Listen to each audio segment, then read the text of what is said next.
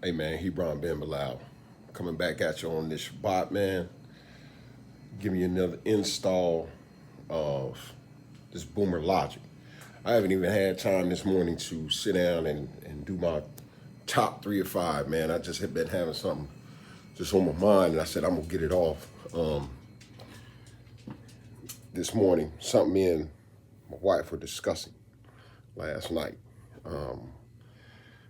after we saw a video of this young lady, and it speaks to what my daughter wanted me to speak to. But before I start, if you haven't already, man, go to this channel, Boomer's Logic, like and subscribe, hit the bell for notifications, get these messages a thumbs up, man. Do your thing. Enjoy the content, man, because I try to put stuff out here regularly for y'all to kind of marinate on and give you the logic and how we see things as boomers for the most part in regard to a lot of these issues that's going on today in this society. But without further ado, I want to jump into something that's called shotgun weddings. And shotgun weddings was a little bit before my time. It was primarily something that was practiced in the country. I think it was about in the 40s, 50s, 60s. This was a real thing that if you went and you fooled with a man's daughter and you got the young lady pregnant, that you were literally taken to the altar by a shotgun and you were made to marry that young lady. You just didn't go and gallivant and bounce around and impregnate people, and you know what I'm saying, and then you just tramps off with no responsibility and leave that young lady hanging with kids. And this was a real thing, actually. And a lot of you, I'm sure that some of you have heard it, but this was a real thing called a shotgun wedding. And what brings me to this is, once again, like I say, my daughter Kayla had asked me about what is the responsibility of men, and why don't I touch on the negligence of men and where they're falling short instead of just browbeating women.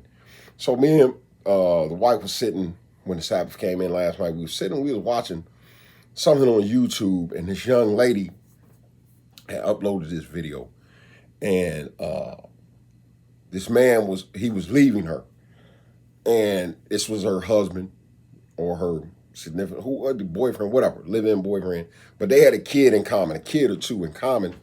And this was the only one that she had any kids by, her and just this guy. And this guy just wanted to get up and leave. And y'all gotta excuse my dog, man. She's over the trip. But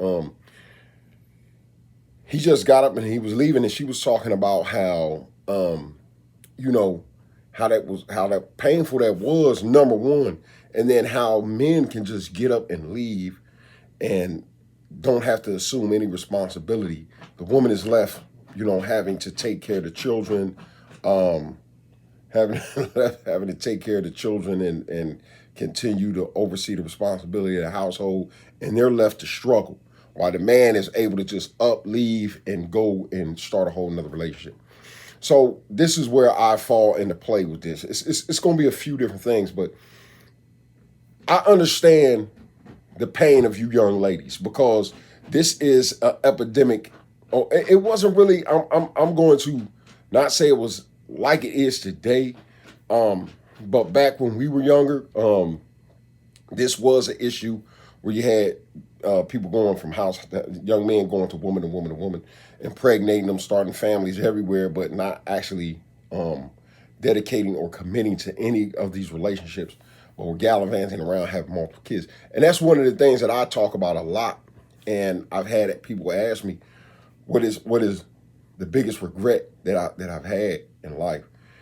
And I always tell them, having multiple kids by multiple women, that was wrong. That was absolutely and completely and totally wrong. You know what I'm saying? On so many levels. You know what I'm saying? First and foremost, it affects the children. You know what I'm saying? It affects the children as siblings. You know what I'm saying? And siblings should know each other. Siblings should grow up in the same household. You know what I'm saying? Then it affects the psyche of these women. You've gone in, you've done your thing, you done got up and you walked out.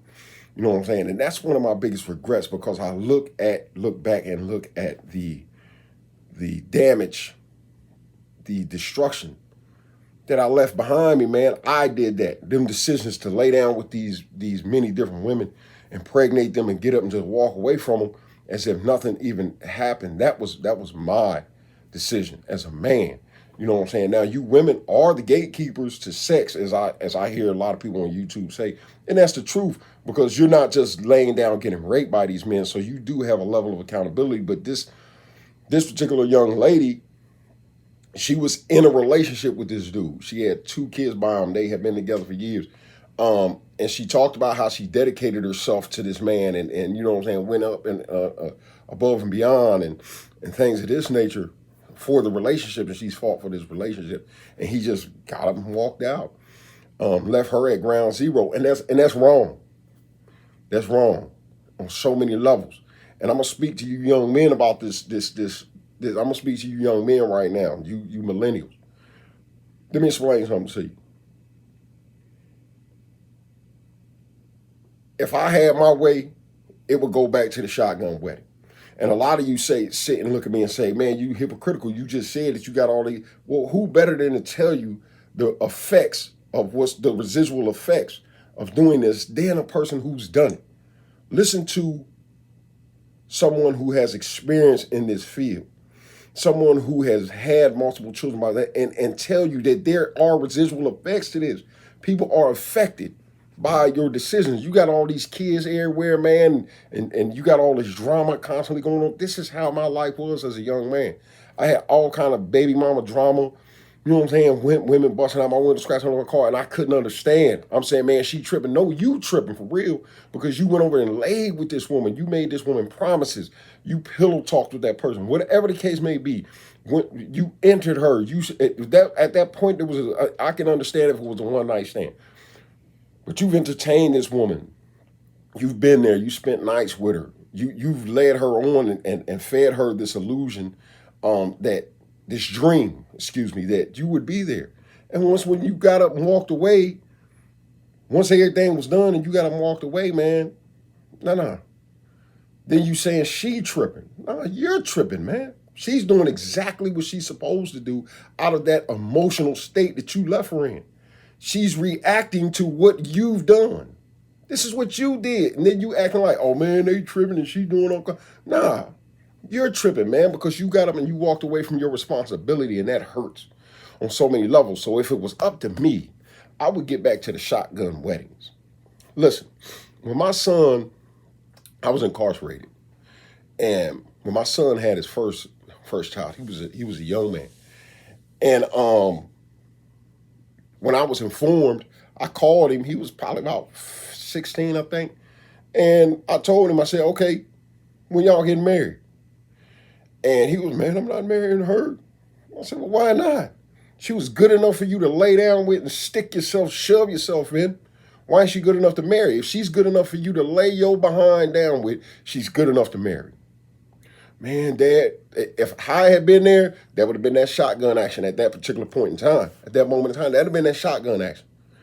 Little nigga, if you don't get your behind over there and do the right thing, and this is the problem. There's no level of accountability amongst us. All y'all really want to do is sit and talk and shame each other for the stuff that y'all don't agree on. But the one thing that you should be able to agree on is that you niggas is running around destroying lives. You're condoning all of this willy-nilly sexual behavior. Your thumbs up and this is cool. You know what I'm saying? That y'all got high body counts and you leaving these women in the wake of your destruction. And I'm not pandering for women right now. I'm just showing you your responsibility, the part of what you are doing to create this volatile environment. None of you are really ready to commit to anything. So why you keep laying down with all these women, and you're creating this environment? And I don't call you betas. I don't call you that. You know what I'm saying? But this is a shortcoming, man. You continue to do this, it's a shortcoming. It's detrimental. It's detrimental. And you're creating your society to be worse in the next generation than it is in your generation now. You pointing back to the boomers saying, look at what they did. Look at what the hell y'all doing. Y'all doing the same exact thing as men as we were doing, but y'all doing it on a whole nother level, man. Some of you cats got 5, 6, 7, 8 kids, man, by all different women. And this is cool and clever and it's funny to y'all. But y'all gotta understand what y'all are doing to these women, man. You're effing them up. You're literally destroying them. You're destroying them because what happens is now they turn around and they're embittered by you. They're mad at you. And this becomes a trigger for all men to come. Now they start to just categorize because now they get what they do is they get in a group where they all have suffered the same way in accordance to black men laying with multiple women and having all these multiple kids. If you're not ready to commit, don't stick your penis in it. Simple as that. If you are not ready to seriously sit down and commit to this, because you do understand, and this is for you women too, you do understand what sex ultimately brings. Kids, not just pleasure, responsibility. A woman told me this before. A woman told me, when two people lay down, one person gonna get up with feelings. Now y'all might go in initially just, oh man, we cut, buddy, we just laying down together, we just smash, whatever y'all youngsters say today. And we just do that. That's all we do. But understand, when two people lay down, somebody gonna get up with feelings. And what happens when that occurs? You just walk away from it like you have no obligation or responsibility. And that's the problem with this generation, because it all starts with the male. No matter how you look at the women, and women, you do have a lot of responsibility in this because it's your job to teach the younger women, hey, keep your legs closed. Keep your legs closed. But you tell them go out and create a high body count. No, keep your legs closed until you find somebody that's willing to do the right thing by you. So when you out creating this high body count, either one or two things gonna happen. Either you gonna be just labeled a whore, you gonna get impregnated and have an abortion, or you gonna run out and have a kid, and then you gonna want him to do the right thing. But going in, you was just having fun. So he probably was too. This was not neither one of y'all had the right intent at the end of the day. So I go back to the shotgun wedding of my son, and I'm sorry for the diatribe, but I go back to the shotgun wedding of my son, and I told him, and I told his mama, and his mama was like, nah, she ain't, da-da-da-da. I said, look, y'all can call the girl what you want to, but this little nigga laid down with her, he impregnated her. This is his responsibility. We need to get away from just having a single parent home and say, just take care of the kid, that's your responsibility. Hell no. It's your responsibility to take care of the kid and that woman, man. That's your responsibility. You think that you could just gallivant on, good job, buddy. Good job. So you think that you can gallivant on and just go do your 1-2 thing, leave her with the responsibility, she's still struggling, and you pay some child support, and you mad at her for you having to pay some child support. Well, I still take care of my kid, and this and this and this and this. Nah, player. Take everything that comes with it, man. You were reckless, you were careless. If you did not want to be with the woman, at the end of the day, oh, she ain't my cup of tea, but I smash. Okay. When you're there smashing, and you get up, and there's something behind it, hence a child, guess what? Fall in line, homie. And see, this is the problem. We got this mindset where we can just gallivant and we can do what we want to do. And then as long as you're taking care, oh, I'm taking care of the kid. Man, I don't get this mindset, man. That's not the appropriate and not the proper way to go into it. And you women, you have to be more responsible. You have to be better. You have to be better veterans. Now, here's what you women need to get back to. You women truly need to get back to, number one, stop trying to look for high value men all the time. That's just stupid. All of y'all clamoring about these high value men, when these niggas is the ones that really will impregnate you and walk away from you super fast. Them is the first ones that get up and walk away from you. Probably toss you some money for abortion. If you don't believe in an abortion, you got a kid. Now he over here with a whole other family because he like this girl, but you was smashing material.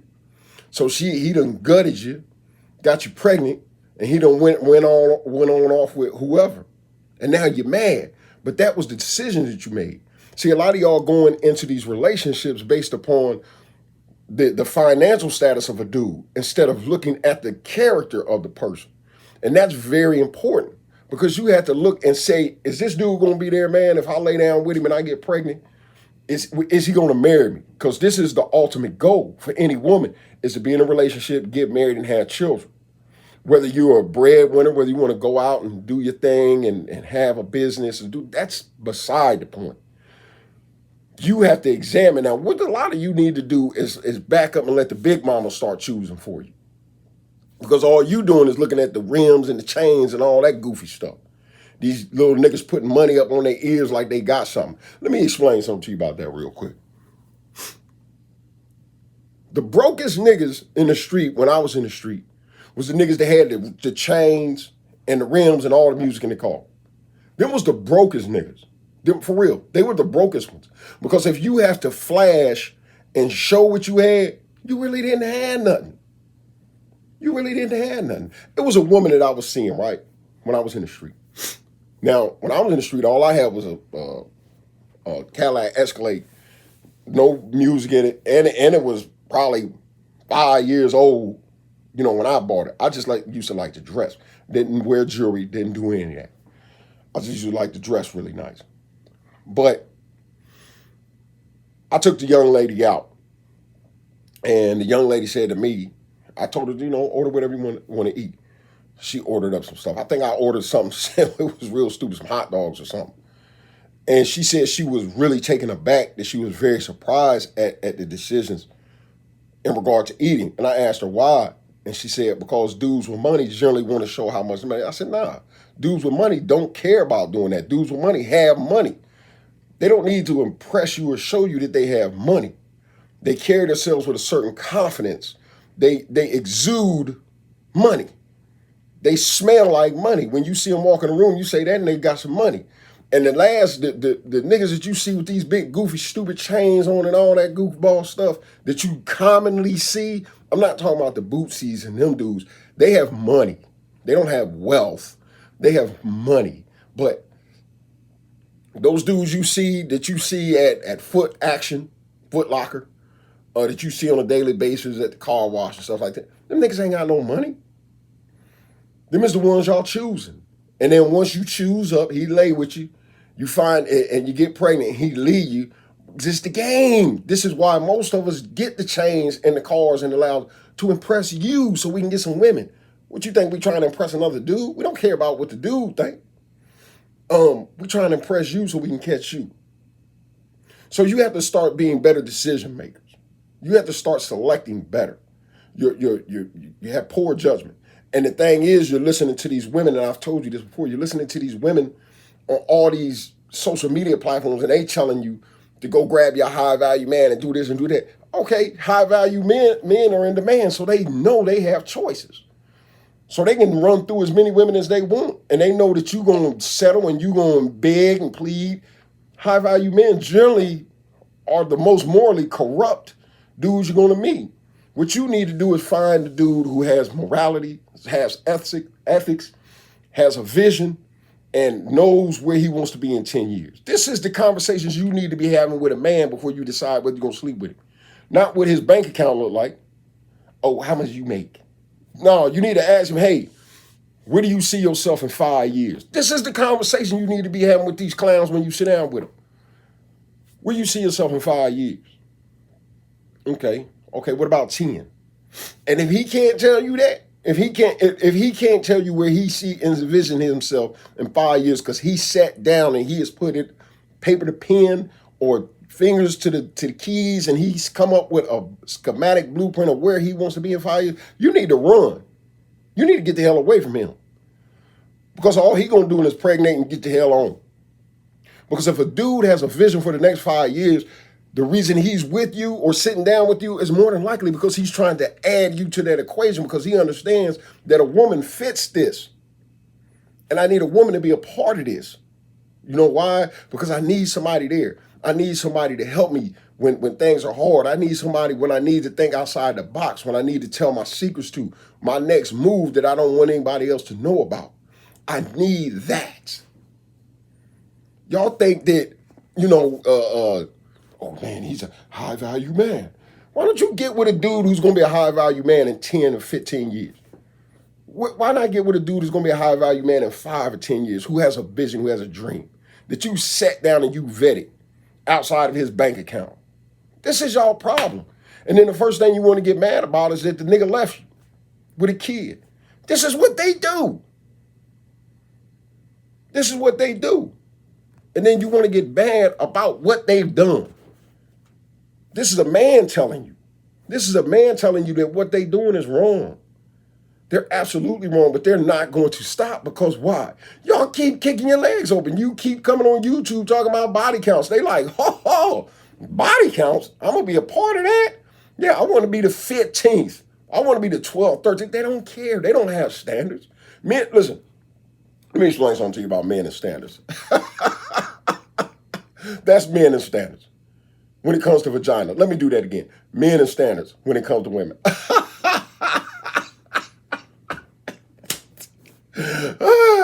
We'll sleep with a turtle if that joker walking slow enough. If a turtle got her skirt up and she moving and hitting the floor, we hit a turtle. Men don't have standards, man. What is you talking about? This is what drives me crazy. And then for you men who keep doing this, and then you circle back around and you're mad at women relationally, nigga, y'all doing it. I'm like, man, let me get over here, man, because I got to get to some other stuff. We getting ready to make up our first batch of compost and all this stuff, and I got to shoot a couple more videos. But it just, my whole head explodes when I hear the stuff y'all say, and then I see young women come on there who are trying to do the right thing, establish a relationship. And then she got a Negro who's peeking out the door. Man, if I was that dude's daddy, as soon as he stuck his head out that door, I have a shotgun right in his face. Yeah, slam back up. You gonna stay there and you gonna take care of that responsibility. Yeah, that's what you gonna do. Yeah. And kudos to my son Anthony, man, who just had a new baby. She about to be a year. I think she's a year old. And he's there with the child's mother. I think they thinking about marriage, and he's there taking care of his responsibility. He's building a household. He's doing the right thing. And he's trying to figure it out. And, as much as humanly possible, I give him advice. But I'm a father. He's a grown man. I'm just his father, so I stay at a distance. But when I need to intervene, you know what I'm saying? That's when I intervene as a grown man and as a mentor and as a guide. And my advisement to you ladies today, man, stop. Just stop. Stop. Because when it happens, you point the finger at them. Y'all the gatekeepers of the sex.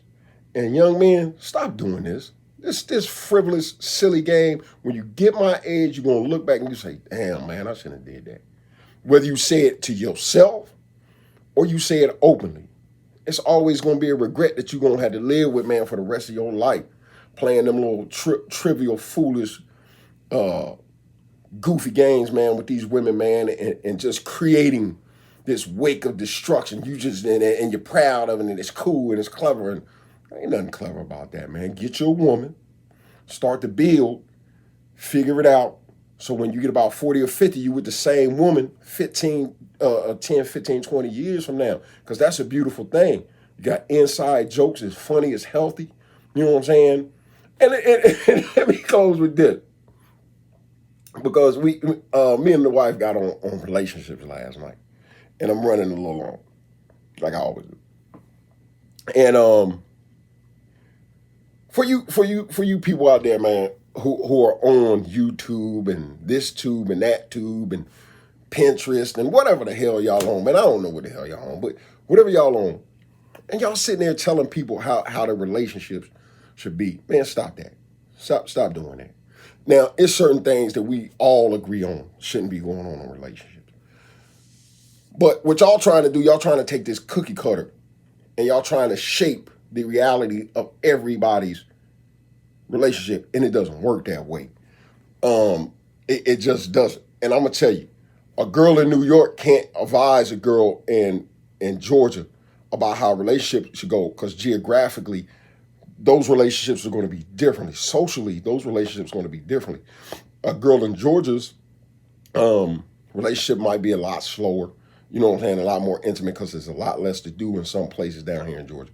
Whereas in New York, it's going to entail a lot more. And I'm just using those as an example. I was telling my wife, I said, man, have you ever heard of the relationship like when you were younger, where you had a family, you know what I'm saying? You had the couple up the street that every Friday when he get off work, he get in the brown liquor and he's drinking the brown liquor because we had one. It was called they were called the Winfields. And he get in the brown liquor and, they get to arguing and fussing. You know what I'm saying? They don't beat each other up and nothing like that, but they get to arguing, fussing, and woo woo woo woo. And she said, that's toxic. I said, what's toxic about it? Because they started that when they was 20. They still together now, they 60. And they still fussing and cussing and arguing. And everybody he get in the brown liquor. And it's the same thing.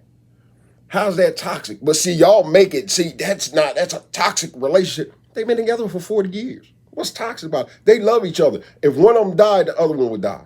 Because they're connected. They love each other. That works for them. Stop going into people's relationships, telling them how it should be.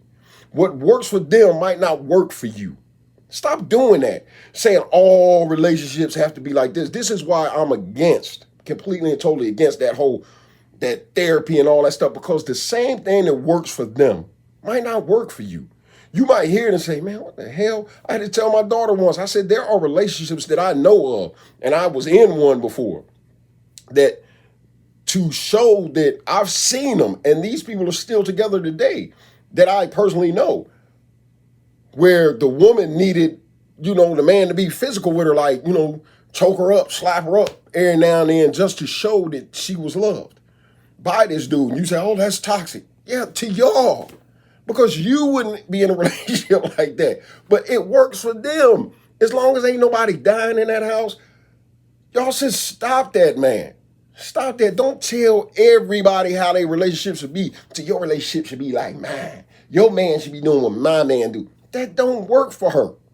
And for you to try to put this emphasis in the strain, and men and women, put this emphasis in the strain on how they need to interact because you feel like, that's the problem. You feel like, stop getting about you and how you feel they should act. That's not how that works. What works for them, period. Just stand in the far and shake your head and say, boy, them too crazy, but they make it work. You understand what I'm saying? So you might be that going out type. I don't like that. I don't like going out. So when I see the couple down the street always getting gussied up and going out, I'm like, boy, they go out a lot. I don't like going out. So does that make my relationship wrong?